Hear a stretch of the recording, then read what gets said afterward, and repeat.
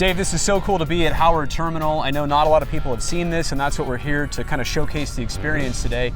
In terms of design of the ballpark, the first thing we should get to is the fact that it is a waterfront park. Absolutely. But it actually faces that way, away from the water, and that's by design for a couple different reasons. Yeah, 2 or 3 key reasons. One, obviously with the sun setting in the west, you can't have a westerly orientation of the ballpark, so it has to either be northeast, east, or southeast. And so we designed the ballpark to make sure that it accommodates the sun, but also that it accommodates the wind, which the prevailing winds come from the Golden Gate. So those are the 2 kind of key reasons.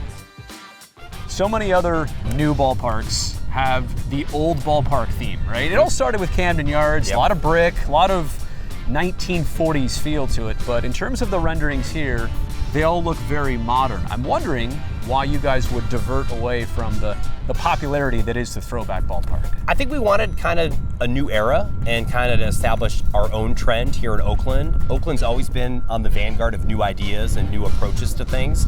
So we thought that, Bjarke Ingels Group, with this incredible world-class designer coming up with a more modern design, which is kind of in his palette, was something that would make sense, and that's what we decided to go with. All right, so as for this site, a lot going on here, including the cranes behind us. Yeah. Now there's 4 of them, as we've seen in the renderings.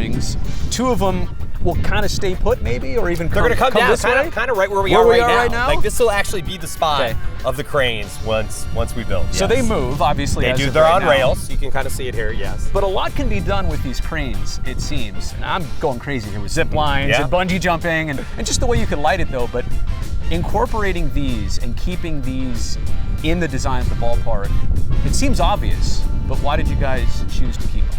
Well, I think they're so iconic, and especially on the waterfront, they evoke Oakland. You know immediately when you're looking at a game with these cranes, in the outfield, that you're at the Oakland ballpark. And so, from our perspective, it was an important way to have an homage to the history of Oakland's, maritime and a bright future of that area of the city, to have that incorporated into the design. We've seen about 2 different rounds so far of renderings. By the way, any word on when some new batch of images will come out? They're coming out all the time. You're going to see some more. Yes, before you know it. You might get a sneak peek. As of what we've seen so far, what's the favorite look to you? The one that you like to go back and take I love more time that with? Approach shot, like on Water Street, where you see the rooftop park and then you see into the diamond, the retractable batter's eye.